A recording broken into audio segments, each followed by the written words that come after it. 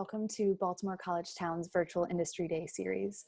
My name is Madison Boris, and I am the Special Events Manager for Baltimore Collegetown Network.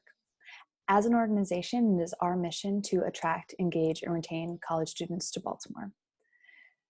The Industry Day series fits into our mission because it is designed to create connections between local college students and regional employment opportunities. We create space for local professionals to share their stories and experiences with college students that may be interested in seeking professional development within that industry. I encourage you to interact with today's guest, a member of the local creative community, via our social media channels or with him directly. His contact information will be made available after the interview. And without further ado, I'm excited to start today's conversation with local director and cinematographer, Steve Celano. Hey, Steve, thanks for being here. How are you doing? Thanks for having me. Doing all right, given the circumstances. It's a beautiful sunny day, so no complaints. Good. So in my brief two-word bio of you that I gave in my introduction, I said, you're a director and cinematographer, but I'd love to have you expounded on that a little bit. How'd you get where you are? The short story is this. I mean, I went to Loyola. That's where you and I met at Loyola, graduated in 2014. They had like a sort of a communications program, I guess. And I sort of went from there, did a little bit of study of like cameras and stuff. We had a television station that I worked at. I had always been interested in that stuff. So started doing that in college and probably even before college. And then I started working at a company in Baltimore called Story Farm as I was like senior year of college. Basically, I was working there basically full time in between classes and stuff. And so I worked there for 3 years and kind of did everything there. Did a little bit of shooting, a little bit of editing, pre-production, all that stuff. So everything you could get into. It was a great experience because it was in Baltimore, and just learned a lot, met a lot of good people and stuff. And then I jumped into the freelance world probably 3 years ago. And I moved to New York City for a year and did some freelancing there. Got to experience what that culture was like and what the work was like there. And then eventually brought myself back down to Baltimore, where I started shooting and directing stuff more in like the commercial space, corporate space. So I would say that's where I've been. That's sort of the short and sweet of it. Timeline wise. And so I kind of have my own company, and I'm also an independent contractor. So okay. That's kind of the gist of it. Yeah. Okay, cool. So it sounds like some intern or like even full-time experience in undergrad kind of paved the way into this video production field for you. So my first question to kick us off, has it been beneficial at all to be located in Baltimore? Do you find that the creative community here is supportive or a good place to be? Like, what has been your experience, especially in, coming right from undergrad? Why Baltimore? Yeah, I think the way I sum it up is always funny. And when I was at Loyola, I had an academic advisor. When you first get on there, they just assign you someone random who's not part of your major, and she was great. And when I told her that I wanted to do film and video here, she was kind of like, I don't know if that's a great idea. And then a couple of years later, I bumped into her on the street when we were walking around, and I was telling her what I was doing. This was after I graduated, and she was like, oh, you actually made that work down here. And I think that it's surprising to a lot of people that there's that market down here. There is occasionally a big television market down here, depending on how series pick up. Things like House of Cards and Veep and The Wire were all filmed down here.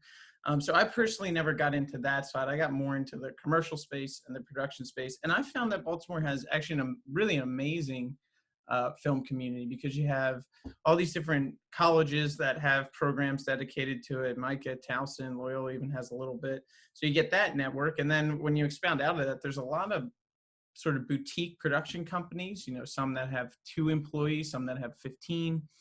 There's some ad agencies around, and it's surprising. And there's a lot of great companies that, you want to do work for. Obviously big ones like Under Armour just come to mind that I've done some work for, but other ones that are smaller. And so the community is really strong. The community is also one that's very open, friendly, willing to learn.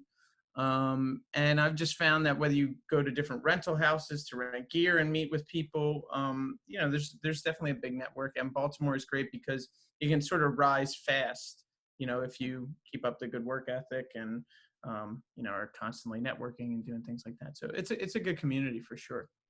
Tight, small, Yeah, but it's a good community.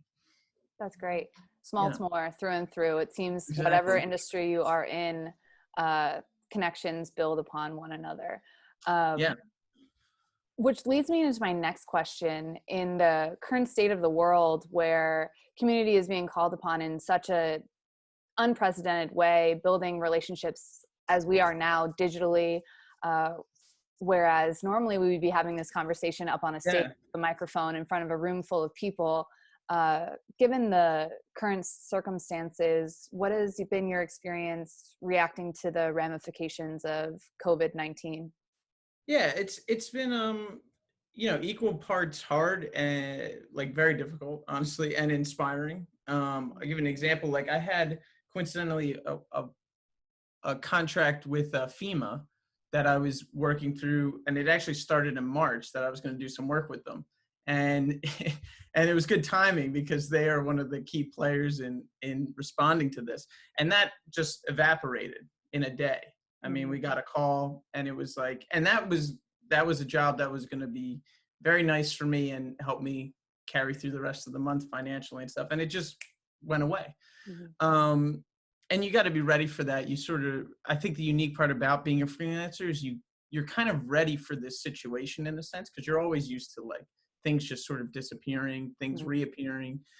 Obviously this is a little more unprecedented, but then on the flip side, I got to go to Under Armour a few days ago to document what they're doing to build masks, for, or like PPE for all Mm-hmm. these local hospitals.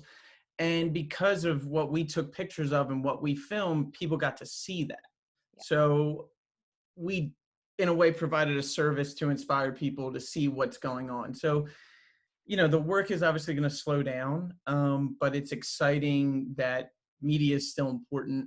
It's still important to have that high quality media, not just like something that gets popped out. So, that's kind of how it is. I mean, we're just going to ride it out and see where it goes, and hopefully, whether it's I'm doing more editorial work because I can do that without being near anyone, Right. um, and you can do that remotely, or versus when we are able to get back on set, we'll probably have to change the way that people interact and stuff, and that'll just be how it is. People tend to stay away from you when there's a camera anyway, so it kind of is a good way to get Sure. people to get away Sure. from you. Well, yeah, I feel like that's every industry is Yeah, this new opportunities, but also closing doors on past, yeah, experiences that we would have had and just adapting with the times. It's nice to hear that you're still creating some of your high quality stuff. That Under yeah. Armour thing is exciting, and I'm sure other things will continue to pop up. Right. That's what Like, we hope. And, just like I said, it's the same for all industries though. And right. certainly, I'm not on the front lines doing the important work. So it's obviously, there are people doing far more important things than hitting record on cameras right now. So, I so we're just staying at home and taking it easy. Exactly. That's all we can do is staying home and doing our part. Yeah. Well, I speaking of staying home, I am really appreciative of you carving out some of your at home time to take this time to interview with me and share Yeah, your absolutely. experiences. I know it was brief, but your insight is always so valued, Steve, and I really appreciate Appreciate it. carving out the time. Of course. My And pleasure. and I hope our audience will engage with you and leave you some good questions. Yeah, I would love to. I'm happy to answer them. I'd love to talk to people. I have an abundance of time. So if you have any questions, I'd be happy to answer Well, them. great. Thank you so much. Enjoy the rest of your day. You too. All Thanks, right. Maddie. See you, Steve.